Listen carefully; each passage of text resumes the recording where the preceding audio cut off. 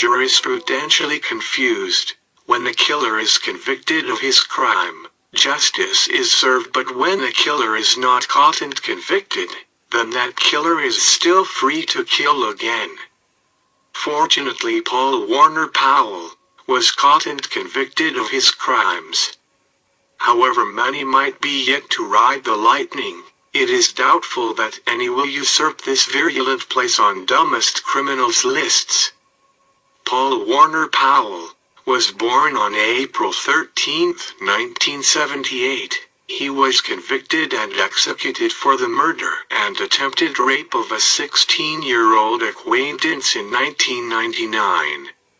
He also raped and severely injured the girl's 14-year-old sister, who unexpectedly survived. After his capital murder conviction was vacated on appeal, he wrote letters boasting about his crimes under the mistaken belief that he was exempt from punishment by the principle of double jeopardy. His letters were used as evidence against him in a second trial that resulted in his execution. On January 29, 1999 in Manassas, Virginia, 20-year-old Powell killed his 16-year-old friend, Stacy Reed. He first attempted to rape her. After Stacy fought him off, he in turn stabbed her in the chest, puncturing her heart. Powell then drank iced tea and smoked, while waiting for Christy, Stacy's 14-year-old sister, to come home from school. When she arrived, Powell raped and strangled her and stabbed her in the stomach before slashing her throat and leaving her to die. After arriving home and finding Stacy's body, the girl's stepfather searched the house for the phone to call police and EMTs. He then found Christy bleeding in the basement. Christy ultimately survived, with the scars on her neck serving as visible evidence of the brutal attack. She was able to testify against Powell at his trial. Powell was convicted of capital murder and sentenced to death, but the verdict was thrown out on appeal by the Virginia Supreme Court. The court decided that there was insufficient evidence to prove that Powell attempted to rape Stacy and that there were no other aggravating factors that would warrant a death sentence. The fact that Christy had been raped could not serve as a basis for making Stacy's killing a capital murder. In 2001, the Virginia Supreme Court threw out Powell's death sentence, ruling that the murder of one girl and the rape of another could not be considered the same crime, a factor necessary for the death penalty. After the ruling, Powell wrote an insulting letter to prosecutors. But in it, he admitted that he had tried to rape Stacy Reed too. That admission tied Stacy's attempted rape to her slaying and led prosecutors to re-indict him. He was convicted and sentenced to death a second time after another full trial in 2003. The conviction for the rape of Christy Reed was upheld, and Powell was given 3 life sentences.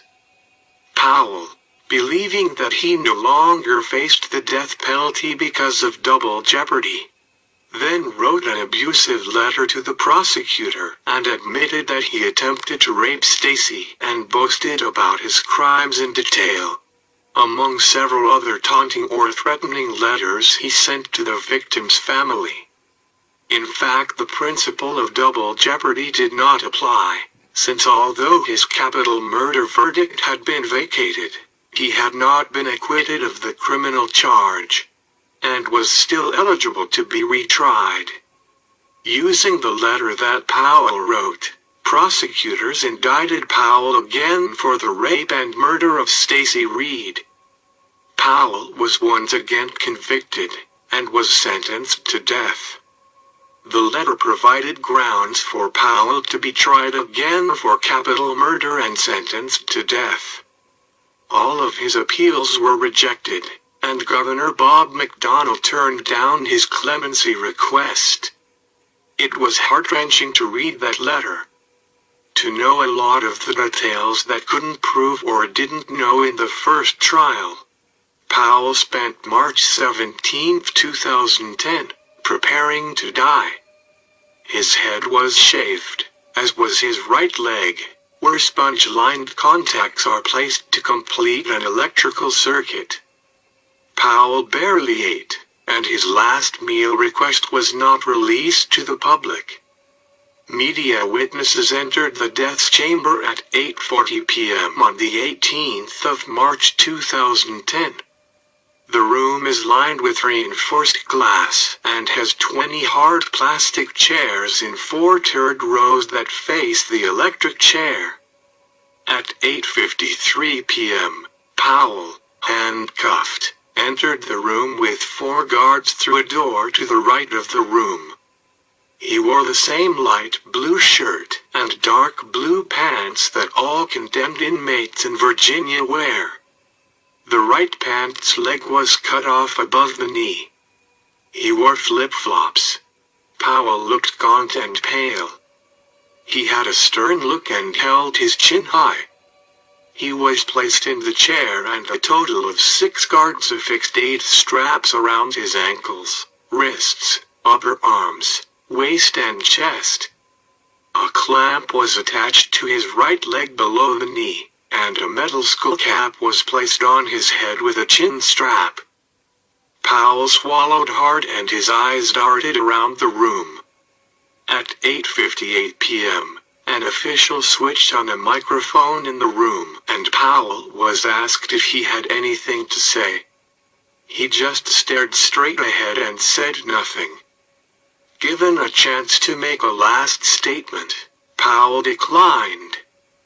The girl's mother, Lorraine Reed Hoberry, and Christy, the girl that survived, were among the witnesses to Powell's electrocution. A minute later, a face mask was put in place, covering him from forehead to chin with just his nose exposed. A guard wiped his face and leg with a white towel. After a key was turned in the far right rear of the room, activating the system, a man concealed in an adjoining room hit the execute button on a machine that was described as being about the size of a top-loading clothes washer. It was precisely 9 p.m. There was a thump as Powell's body jerked back into the chair. His hands clenched into tight fists and veins swelled as his arms turned red. Smoke rose from his leg.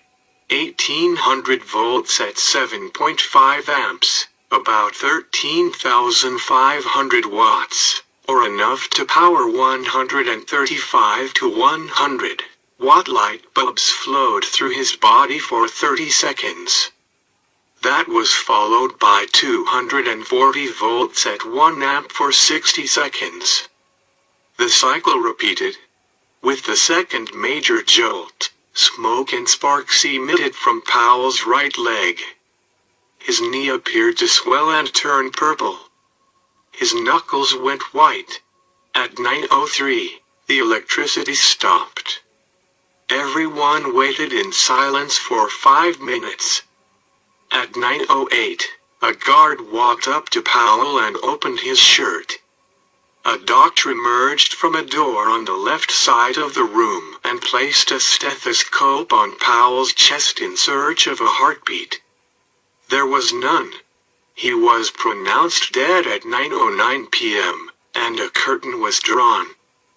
Paul Warner Powell died in the electric chair on March 18, 2010.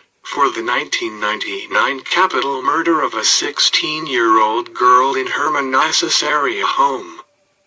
Powell was 31 at the time of his execution. A half-dozen members of Virginians for Alternatives to the Death Penalty held a candlelight vigil in a field near the prison. They prayed for Stacey Reed and expressed their opposition to the death penalty. Powell chose to die in the electric chair instead of by injection. Virginia death row inmates were given the choice starting in 1995. If an inmate refuses to choose, injection becomes the default method. 2 cycles of electricity are used in executions, each lasting 90 seconds with a slight pause between them. Since the choice was made available, 76 inmates have died by injections and now 6 by electrocution. Powell's execution was the 106th in Virginia since the U.S. Supreme Court allowed the death penalty to resume in 1976. His death leaves 12 men and 1 woman sentenced to death in the state. Thank you for watching Death Row.